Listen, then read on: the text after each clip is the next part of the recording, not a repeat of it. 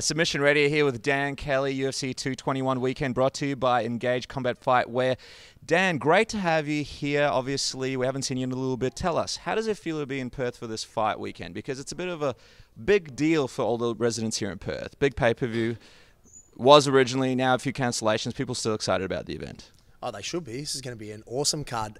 To be honest, this is my first ever UFC event that I've been to where I'm not fighting. They've been whining and dining you. I feel VIP parties, red carpets being rolled out, white limousines. I wouldn't go that far. I'm a little bit rounder than I normally am, so there's more of me to go around. But this is going to be a massive card. Awesome. I mean, the interim middleweight title fight is going to be massive, and then it's a great serving of great Aussie MMA talent. You know, Mark, Ty, Tyson, Jake, all on the main card, and then the undercard's stacked as well.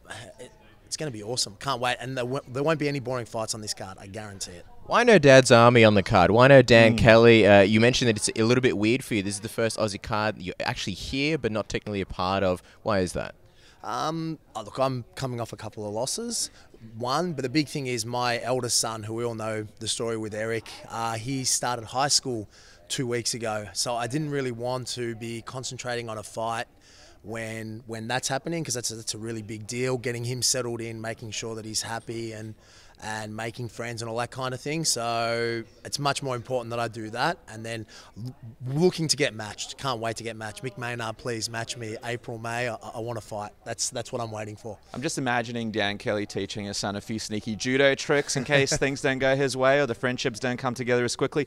But quickly, while you mention that, a couple of names that you'd like, maybe get Mick to put his foot on it a little bit. A couple of names you'd like to get matched up with. And how quickly do you want to get back in there as well? I want to fight in April. Yep. April or May. There's 4 names that I've given him.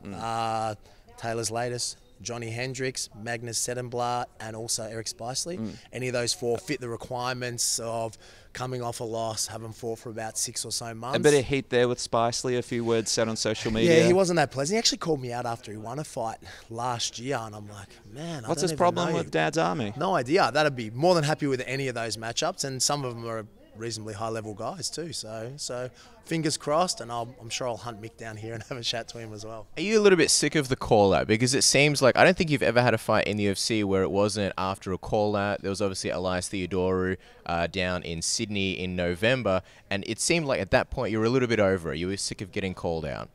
A little bit, maybe. I don't mind. I think my mindset is a lot better now. That the mindset there wasn't as good as it should have been. I mean, it's all part of the game, isn't it? It's exciting. And if you're getting called out, that means people are interested in fighting you regardless for whatever reason it is, and you get the opportunity to fight. I mean, this is good fun. So any particular reason why the mindset was a little bit different last time as opposed to usual? Because and I think you're right, a lot of people notice normally you're very easygoing, laid back, and there was a little bit of tension during that entire fight week, and we noticed a little bit of a more serious, more darker Dan Kelly. Why was that?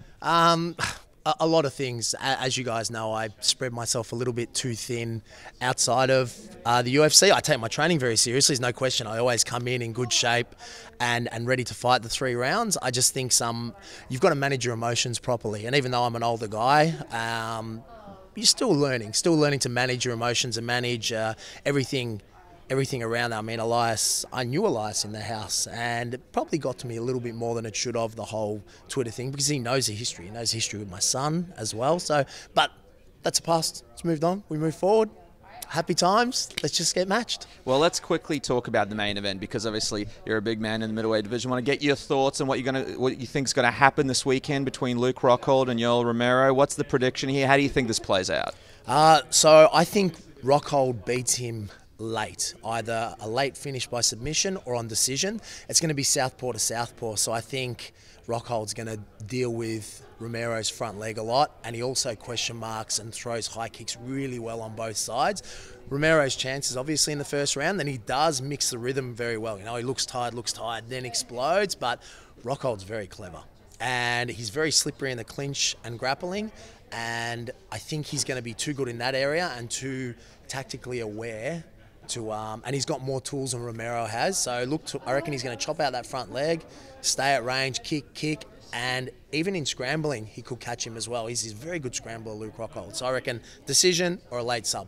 There's also the fact that some people still question Yoel Romero's cardio, and in this case, he's got a very, very short camp. I think about a 1 month camp. So do you think that might, I guess, lead Romero to change his usual style, maybe go out a little bit harder, fast in the first couple of rounds, try and end it? And we've seen that with Luke Rockhold, if you do pressure him early, like David Branch did, like Michael Bisping did, sometimes that's the recipe for success. Absolutely. He has got a chance in the first round or so, but once Rockhold gets settled in, he's very good. You've got to remember, Romero's got a lot of third-round finishes. When he looks exhausted, I think it's part of his game. I think he's very, very good at minimising how much energy he loses until he needs to explode. Like those flying knees, man against Weidman, I think he did to Machida as well late in the fight. An incredible amount of explosiveness. I mean, I'm 40, so's he.